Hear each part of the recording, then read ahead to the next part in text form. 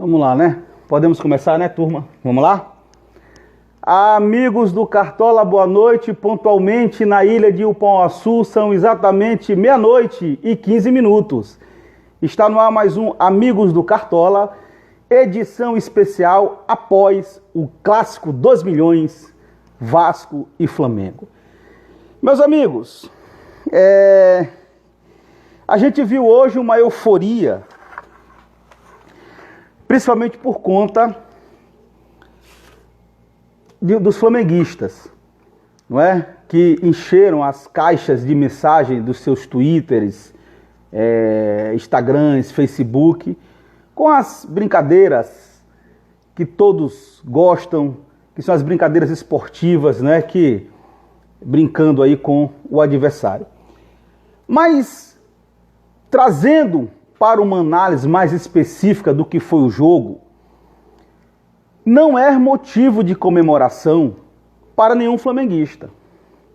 Haja vista que este time que está aí, há exatos 2 anos, é um time que entrega pouco e que deveria, numa safra pobre, fazer muito mais do que está fazendo.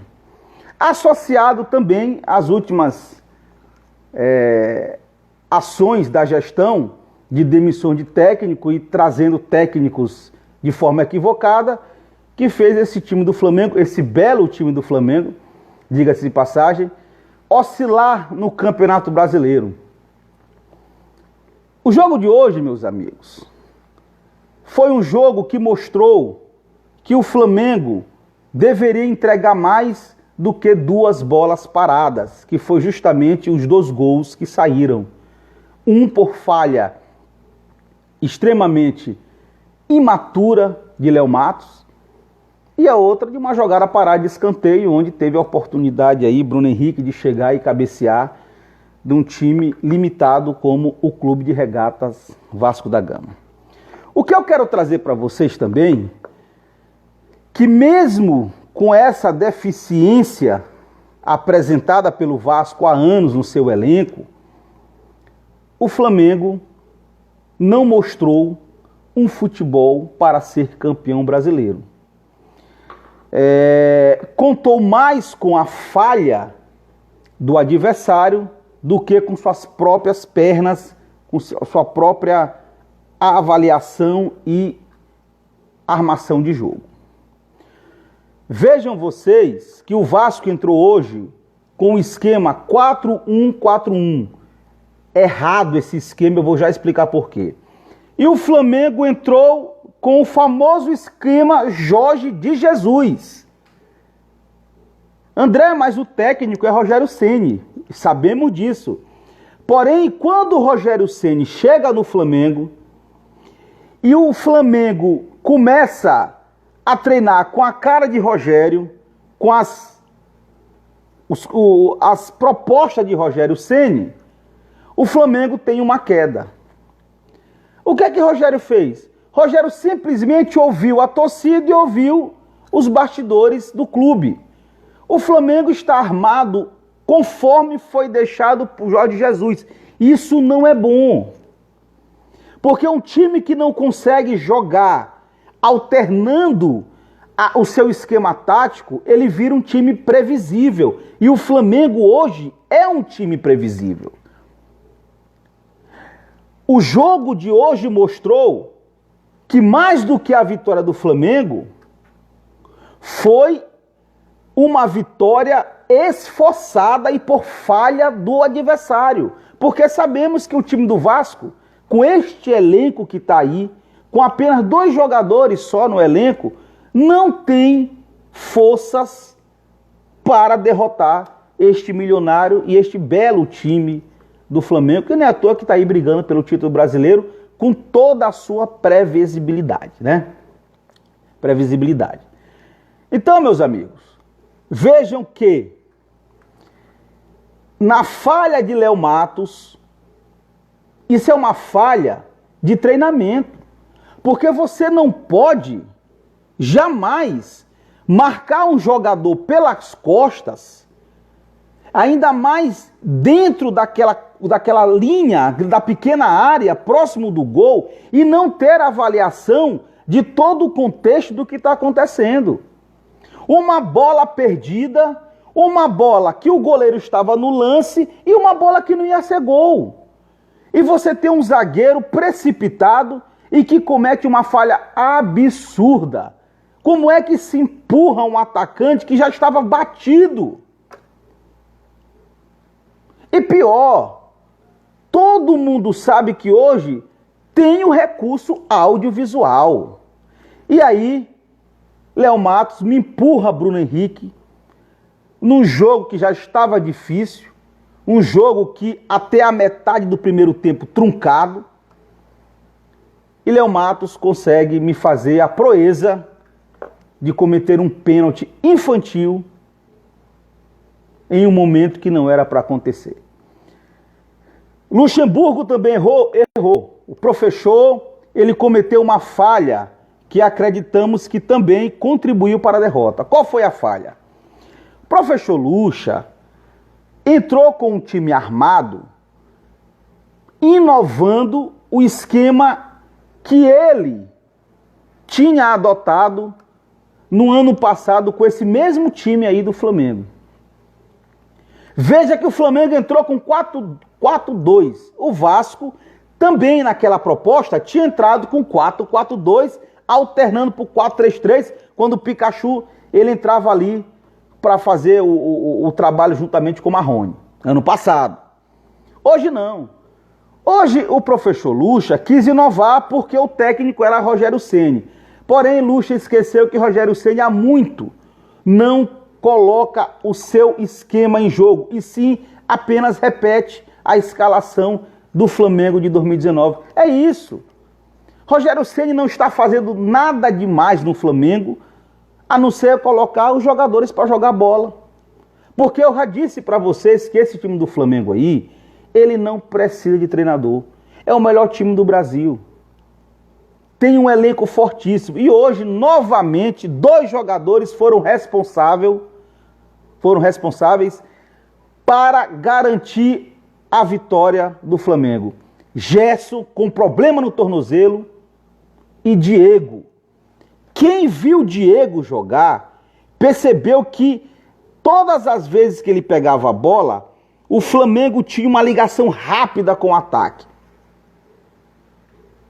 O professor Luxa não conseguiu enxergar isso. Entrou com Gabriel Peck, na verdade, não é? E Pikachu de forma errada. Na verdade, ele deveria ter entrado com Pikachu e Thales Magno, mesmo com as críticas de Thales Magno, que Thales vem recebendo ao longo da semana por ter caído o seu futebol, mas ainda assim o Vasco era para entrar com o esquema 4-4-2, alternando por 4-3-3. Esse era o esquema, porque esse é o esquema para jogar com o Flamengo, que é um time previsível. E hoje, o que se viu foi justamente uma inovação do professor Luxa, que não deu certo, diga-se de passagem. Todo mundo sabia da dificuldade. Flamengo jogando para pontuar, para não deixar o Inter se desgarrar, inclusive hoje grudou porque o Internacional empatou, e o Vasco tentando ali sair da zona da confusão. Então hoje deu tudo errado para o Vasco da Gama, e o Flamengo manteve aí a sua trajetória para conquistar o bicampeonato inédito do futebol brasileiro em 2020. Meus amigos,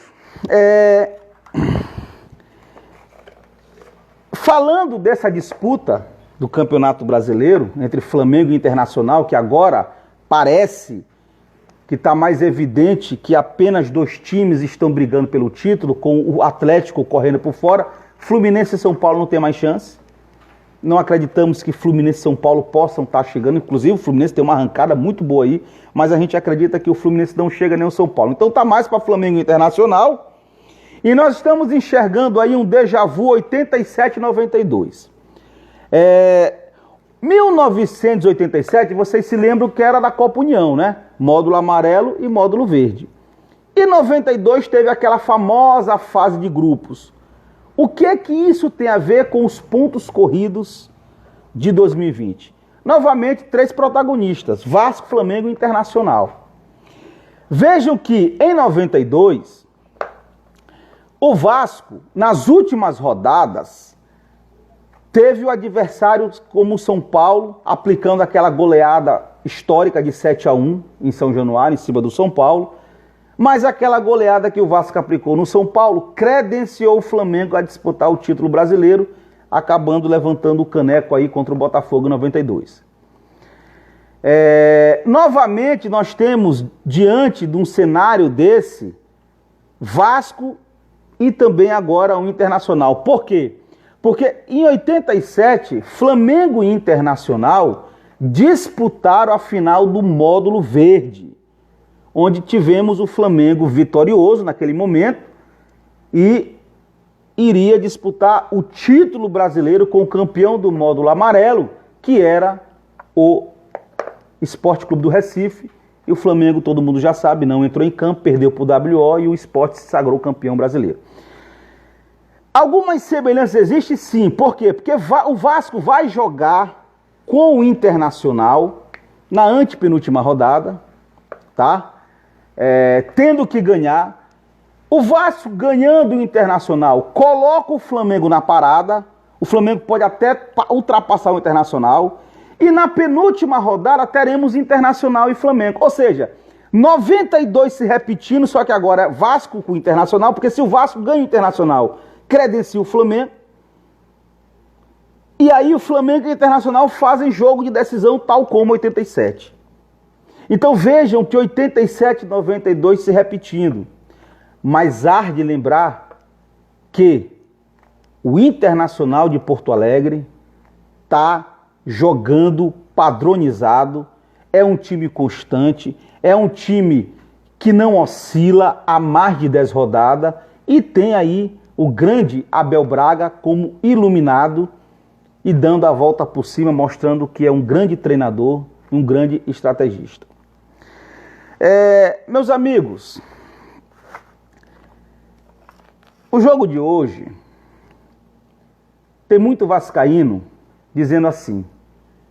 Inclusive a gente ouviu muitas críticas lá no Gigante da Colina sobre a condição do Vasco da Gama, que há anos sofre com problemas salariais e de precariedade na sua estrutura de futebol. De fato, isso ocorre e que não é de um dia para outro que podemos mudar essa realidade. Quando eu falei que o problema dos times brasileiros foi não entender o mercado de ponto corrido, muita gente me criticou, inclusive o seu Robson Moreno, lá do Cartola, Fernando Júnior, grande abraço, e alguns amigos do Clube da UC. Eu disse que, além do Vasco, outros clubes não souberam entrar na era de pontos corridos. E foi uma verdade. As gestões dos clubes eram muito ligadas à era do mata-mata, formar time para a competição. Então, se tinha um time para jogar o torneio estadual, depois aquele time se desmontava, e se tinha aquele time para jogar o torneio brasileiro, de mata-mata. Vejam que você tinha times que naquela época era ponto corrido e mata-mata. Então você mostrava ali, você montava vários times ao longo do ano. Não se tinha uma identidade futebolística. Logicamente que aquele cenário, aquela estrutura mercadológica para os times brasileiros e para a economia nacional do futebol brasileiro era melhor. Porque você não precisava manter elenco. Você tinha aquele elenco ali, formava o time e depois vendia os jogadores. Muitos clubes não entraram na era do ponto corrido. E aí sofreram muito. Todo mundo sabe, Palmeiras, Fluminense, Botafogo, Corinthians, Grêmio, Atlético Mineiro, o próprio Vasco. Todos esses clubes aí experimentaram o descenso. jogaram a Série B, por conta de não conseguir trabalhar a transição do mercado de mata-mata para ponto corrido. O Vasco até que tentou, ali com a gestão de Roberto Dinamite, dar uma volta por cima. Porém, somou-se outro fator muito corrosivo para o Vasco da Gama, a política interna do clube. Então o Vasco vem sofrendo massacres, tiroteio de todos os lados, que reflete justamente no time que aí está, no futebol que há muito tempo não apresenta a altura da camisa gigantina. Mas mesmo assim hoje,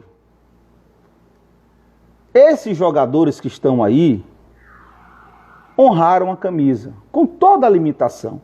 Nós não vimos aí nenhum jogador com corpo mole. O Vasco jogou intenso do começo ao final. Mas, quando não se tem elenco, meus amigos, não adianta.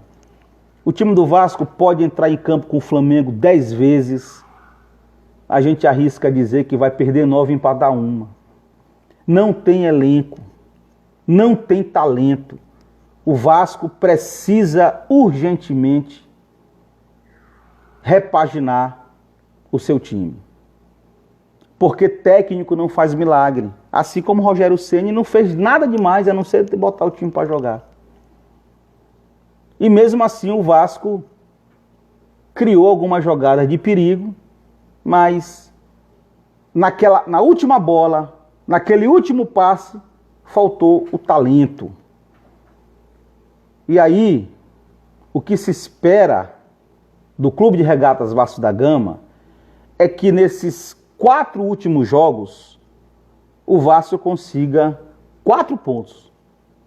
Apenas 4 pontos para que esse ano de 2021, de 2020, né, que está se encerrando em 21, passe e que a continuação de 2021, com a nova gestão, a nova estrutura, o Vasco possa iniciar uma nova história, porque já vai para 20 anos. O último título brasileiro do Vasco da Gama foi em 2000, com aquela seleção remanescente da década de 90 que todo mundo já conhece. Quanto ao Flamengo, precisa entregar mais para ser campeão, porque ganhar um time como o Vasco, brigando para não cair para a Série B, esperando 2 bolas, por 2 bolas, é muito pouco. Muito pouco.